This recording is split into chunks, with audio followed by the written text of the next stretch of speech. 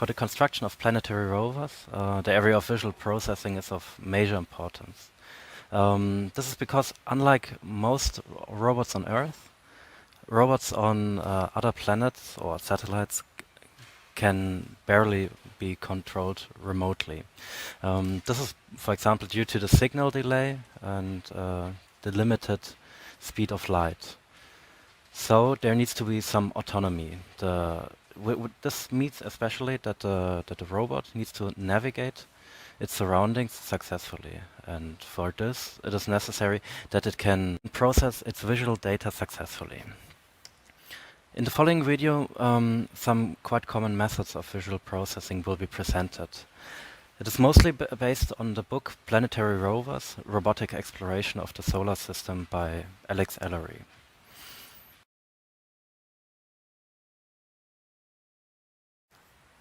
A planetary rover is mostly presented with a 2D image of its surroundings. And these surroundings need to be reconstructed using this image. Without any further constraints, this is a version of the inverse optics problem that is heavily under constraint and not solvable. And this is why some special assumptions need to be made. From those assumptions, information about the surroundings can be derived. To see how this is done, one can first consider how the human brain does exactly the same process. One approach is to say, okay, the human brain, when presented with some image, as for example this image of Mars, the human brain firstly segments this image into uniform objects or uniformly consistent areas. Afterwards, those areas or those objects are characterized and some properties are derived. The properties that can be used to segment an image into uniform areas can be color, light level, or texture. Also, those unitary areas are often naturally segmented by edges. The characterization of those areas can be done by special invariant features, as well texture, color, and shape. For example, an area of a certain texture might be some special rock or might be some type of sand. This video will firstly focus on the detection of edges that can be used for the segmentation of images.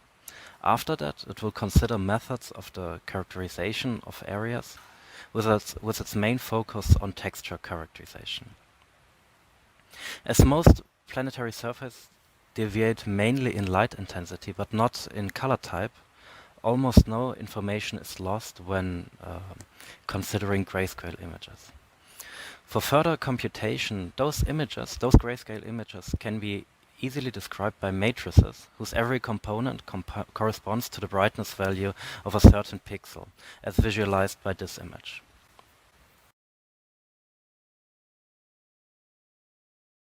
Naturally, finding edges in images is quite a difficult problem. This is already apparent in phrasing the question for the definition of an edge. When presented with two areas of different light value, is the edge the line of transition from dark to bright or from bright to dark? In other words, does it belong to the left side or the right side of this picture? Further, how thick is an edge supposed to be? One could, for example, consider a broad line to be an edge, even though it has a width of more than 1 pixel. In this video, an exact definition of an edge will not be provided. Instead, some desired qualities of a good edge detector will be presented. Firstly, a good edge detector must avoid false negatives and false positives. Additionally, the detected edges must be as close to the true edges as possible. And finally, the edge detector should return 1 point only for each edge point. When presented with an edge that is a transition between two areas, this edge should thus be as slim as possible. Further, small deviations of the detected edges are not of big concern, since they only influence the image segmentation slightly. In this image, the white line might be considered as an edge due to its high lightness intensity value. This image can be transferred to a matrix and then to a discrete function. And this function, again, can be extended to a smooth function. It is apparent that the potential edge is a line of high gradient of the smooth function. And this intuitive observation can be formalized by considering the discrete approximation of the gradient. If a pixel is part of an edge, it has a high intensity difference to its neighbors. Thus, this vector here has a high norm. This basically means the vector whose first component is the difference between one pixel and its left neighbor, or its upper neighbor, depending on the conventions, and the difference of the pixel to its left or also respective upper neighbor. And it is apparent that this vector is in some sense a discrete approximation of the gradient. For further computation, this can be formalized using convolutions. Given two matrices I and J, the convolution J star I is defined as apparent here.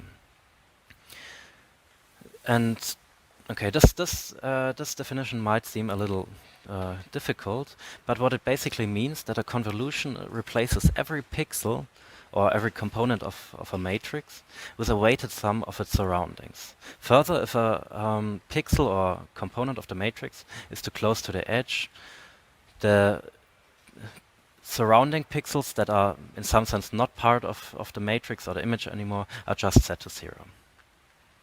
With this convention, this matrix here basically contains the first components of every discrete gradient of every pixel of an image. And similarly, this matrix contains the second component of Z gradients. Already mentioned this, of course, discounts for border pixels of the matrix or image. However, as we are looking for image segmentation methods, border pixels are not of the greatest concern. Further, this method that has been introduced here has some major disadvantage. This disadvantage is that it only considers the difference in two specific directions. This means that every pixel is only compared to its left and its upper neighbor.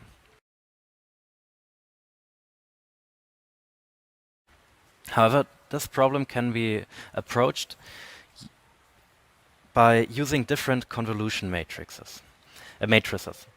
Instead of those matrices can be considered. And what they basically do is that they compare pixels in every direction. And after applying those two convolution masks, or respectively those two convolution masks, for every pixel, the norm of this provided discrete gradient can be computed.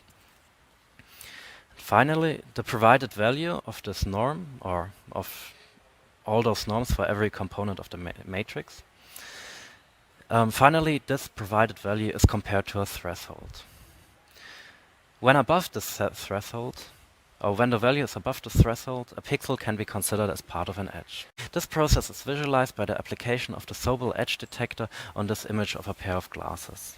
The first image just shows the grayscale image of the pair of glasses. The second image shows the first two steps of the Sobel edge detector, which are the application of the two convolution masks, and afterwards the computation of the norm. And the third image just shows the result of the thresholding process. In this context, a pixel is white if and only if it is considered as part of an edge. Of course, further convolutional edge detectors exist. For example, discrete approximations of the second derivative or the Laplacian can be considered. Zero crossings of this operator also correspond to edges. These previous methods provide good edge detection for uniform areas where light settings are somehow constant. However, most real images contain noise and textures, and those two effects also cause points of high discrete gradient, even if there is no edge. There are several methods to approach this issue.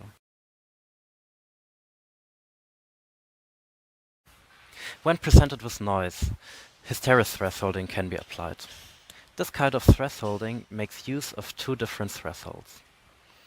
Firstly, for every pixel, the result of some convolutional masks, the calculation of a norm or something like this, is the result of those calculations is compared to a first threshold. If that value is above the first threshold, the pixel is considered as part of an edge. Further, if another pixel, or for another pixel, the resulting value is above a lower threshold number 2, and this pixel is connected to some edge, this pixel is also considered as part of an edge. In the previously presented image of glasses, this would provide a better edge detection method, as for example, this line is only partially above the first threshold. Further, dynamic thresholding can be applied if there are areas of different light settings. Dynamic thresholding depends on the pixel position so that proximate point intensities determine the local threshold value that is used for the threshold comparison process.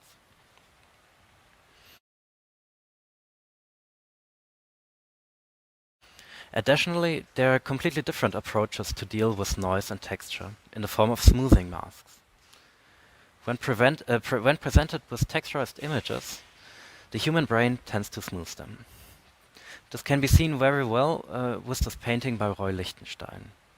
Even though the skin is made up by a non-uniform texture, it seems as of one color.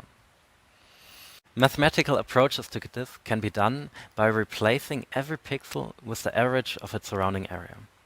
This can be done, for example, with this convolution. Basically, this convolution replaces a pixel by the standard arithmetic average of the pixel itself and the 8 directly surrounding pixels. However, such an average should focus more on pixels with a higher proximity.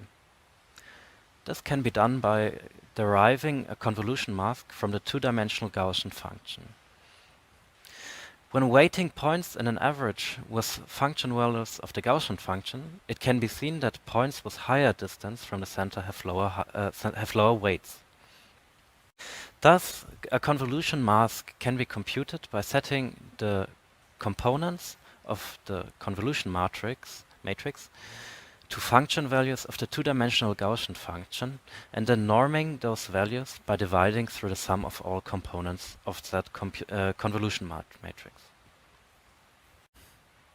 These introduced methods already allow for a high number of edge detectors, as the Maher-Hilbert operator, the difference of Gaussians, and many more. They allow for some widespread applications in planetary exploration, apart from image segmentation for rovers. In one paper, for example, the Sobel operator was used to predict the movement of dunes on Mars. However, those classical edge detection methods suffer from different issues, such as false positives and broad detected edges.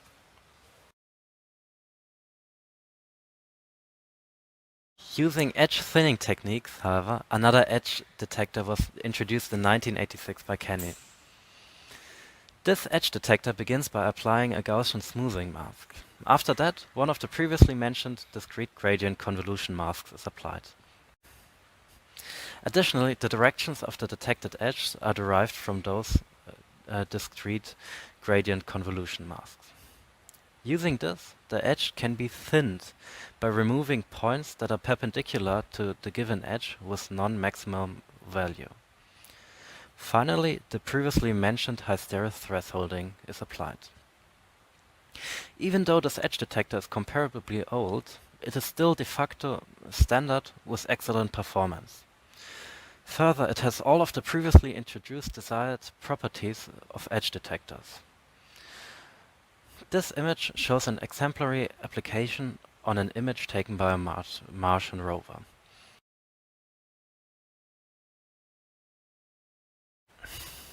As announced earlier in this video, the characterization of objects is necessary after their segmentation. This can be done in accordance with color, shape, and certain invariant features. Examples of those invariant features are so-called moments, which can be calculated with formulas like these. The calculated values are independent with respect to certain transformations, such as rotation, translation, and so on, which is a major benefit.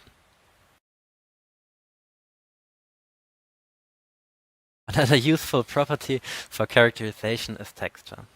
Texture can be classified by using so-called hydraulic parameters with such formulas. Here, delta I encodes the intensity difference between two certain pixels.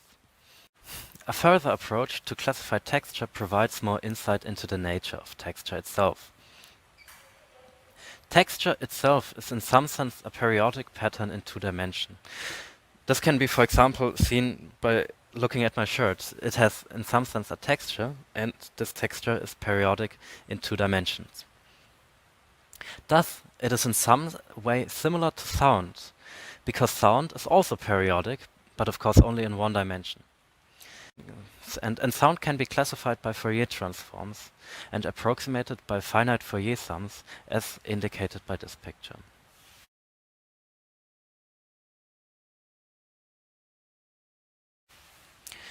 This can of course also be done in two dimensions. For this, discrete integral transforms with two-dimensional periodic function can be used, as for example, the functions of which the graph is visible now. However, these transfers are not really sufficient, since texture can be quite a local property. By multiplying such a transform function with a Gaussian envelope as a window function, the transform captures only local properties. A graph of such a function is presented here. Further, for different scales of texture, a scaling factor S, and for different areas for texture, a translation factor U can be introduced. This provides a set of functions for which, in this notation right now, psi is the original windowed function. And to classify texture, of course, also other types of function can be used for integral transforms. For example, functions that are derived from absolute values and norms.